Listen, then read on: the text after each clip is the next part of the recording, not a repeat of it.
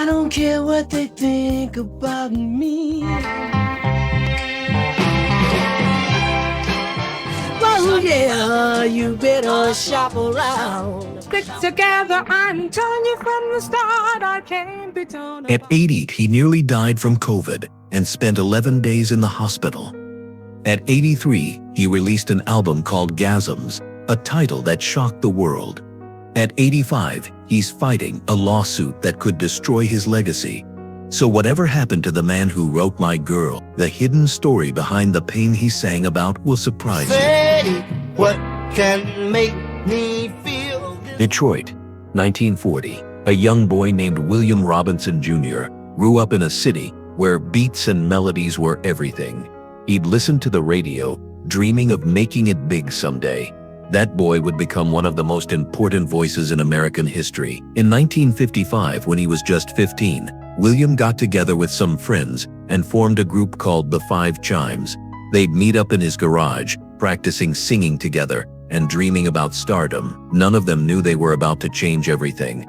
But let's jump forward to today. How did the man who gave us the soundtrack to our hearts end up here? Well, the story is way more complex than you think.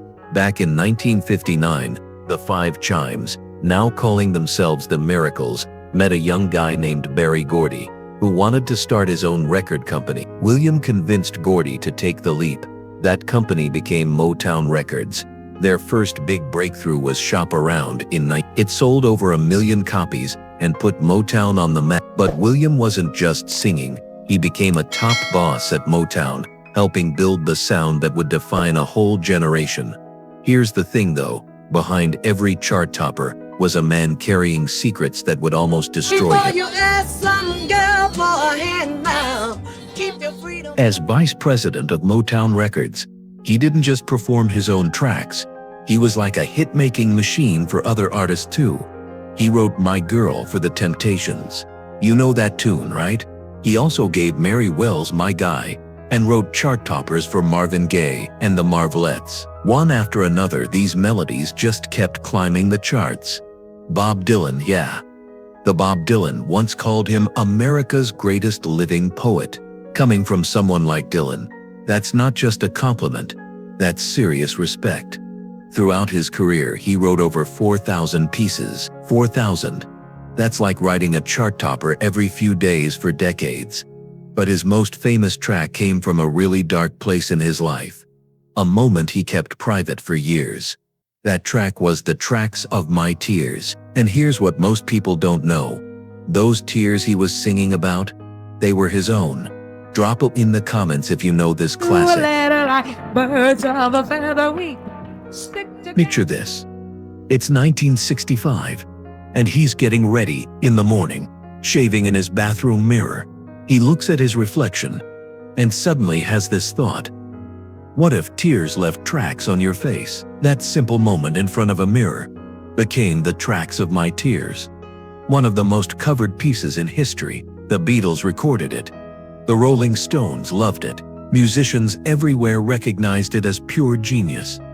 The track was a team effort with Warren Moore and Marv Tarplin. But what fans never knew was how personal this piece really was for Robinson.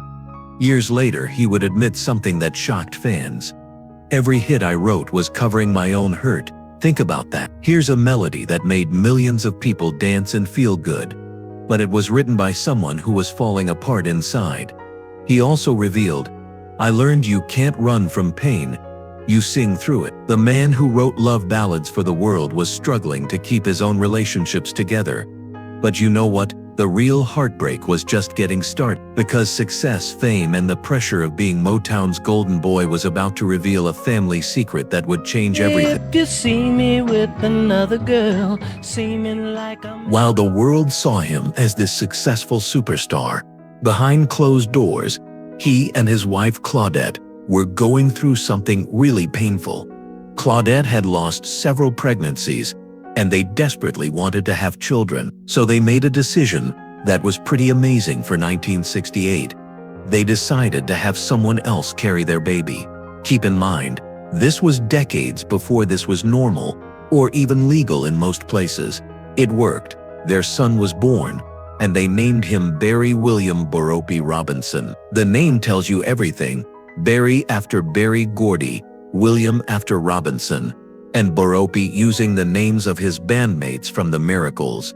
But here's the crazy part.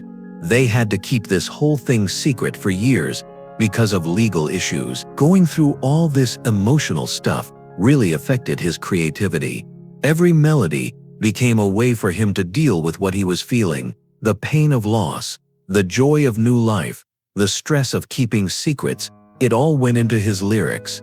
But keeping secrets is hard work. The pressure, the constant traveling, the demands of fame, it was all starting to wear him down. His marriage was getting strained, and the man who sang about love was losing his grip on his own family.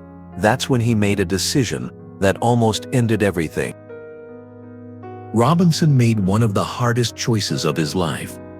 He left the Miracles to go solo. Leaving the Miracles was like leaving my brothers, he said, but he wanted to prove he could make it on his own. Berry Gordy talked him into moving from Detroit to Los Angeles. Imagine having to sell the house where you grew up, where all your memories were. Claudette didn't want to leave Detroit. Detroit was home, he remembered. LA felt like being sent away from everything I knew. The solo years started rough, really rough.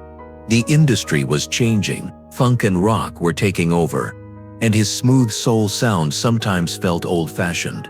For the first time in his life, he couldn't write anything.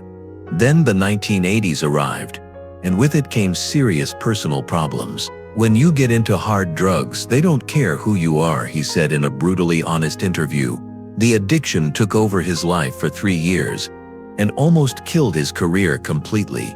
He stopped writing, stopped performing regularly. The man who had created the Motown sound was disappearing into a dark place where creativity couldn't reach him. I hit rock bottom in the 80s, he admitted. I thought my story was over. I thought the melody had died inside me. His marriage to Claudette ended in divorce. His relationships with his kids got damaged.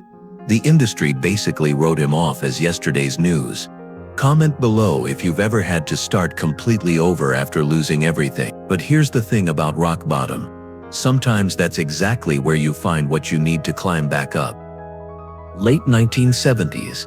Marv Tarplin, his longtime guitar player and writing partner, came to him with something interesting. It was an old demo he'd recorded years earlier, but never used. The melody was smooth, romantic, perfect for late-night radio. He listened to it and felt something he hadn't felt in years. That spark of inspiration coming back to life. I wanted to capture that feeling of love on a late-night drive, he explained later. He took Marv's old demo and wrote brand new lyrics about cruising with someone special. Windows down, radio playing soft sounds. The track was called Cruisin. When it came out in 1979, it shot straight up the charts and became a major success. After years of struggling, after the addiction, after everyone in the business had basically forgotten about him, he was back. I proved I wasn't finished, he said, and you could hear the pride in his voice. That comeback felt so good, because nobody saw it coming. He followed it up with Being With You in 1981, which was another big breakthrough. 2 successes in a row proved this wasn't just luck. Robinson, the solo artist, was here to stay. Faith and melody pulled me out, he reflected. I learned you can't run away from pain. You have to sing your way through it. His career was completely reborn, but life had more tests waiting for him. He was 80 years old when he caught COVID-19. But this wasn't a mild case. He ended up in the hospital for 11 days, fighting for his life. I was as close to death as you can get, he revealed later. His family was preparing for the worst, but somehow, this 80-year-old man pulled through and made a complete recovery. Most people would probably take it easy after something like that. Not him. At 83 years old, he surprised everyone by releasing an album called Gasms, a title that made people's jaws drop. Here was a man in his 80s, still pushing limits and surprising people. Age is just a number, he laughed in interviews. I've still got things to say. He even started his own radio show on Sirius XM called Smokey's Soul Town, where he plays classic soul, and tells stories from his incredible career. But 2025 brought a new kind of challenge. Former employees filed a lawsuit against him with some serious claims that could damage the good name he'd spent 70 years building. Yet here he is, at 85 years old, still standing strong, still creating, still inspiring people. February 2025. He celebrated his 85th birthday, and he's still writing melodies, still believing in the power of sound to heal people's hearts. When you look at what he's accomplished, over 4,000 pieces written, Grammy Awards, Rock and Roll Hall of Fame, Kennedy Center Honors, the Gershwin Prize, those numbers only tell part of the story. The real story is about never giving up. It's about a man who wrote the tracks of my tears from his own pain and somehow turned that pain into something beautiful that millions of people could connect with.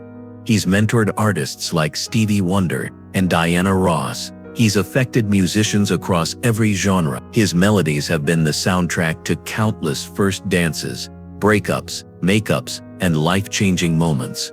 My goal is for my pieces to outlive me, to keep touching people's hearts, he said recently. Mission accomplished. Those tracks of tears really did become tracks of triumph. So what really happened to him? It wasn't just a rise and fall. It was a rise, a fall, and then another rise, because sometimes the greatest art comes from the deepest struggles, and sometimes the most beautiful comebacks happen when you think it's all over. If this story touched you, leave a comment about your favorite memory of his work. Maybe it's slow dancing to Cruisin or singing along to My Girl in the car. And hit that subscribe button for more untold stories of legends who prove that it's not about how hard you fall, it's about how you get back up. The man who helped write the soundtrack to America's heart never stopped believing in the power of love, melody, and second chances. At 85, he's still creating, still inspiring, and those tracks he left behind, they're going to be with us forever.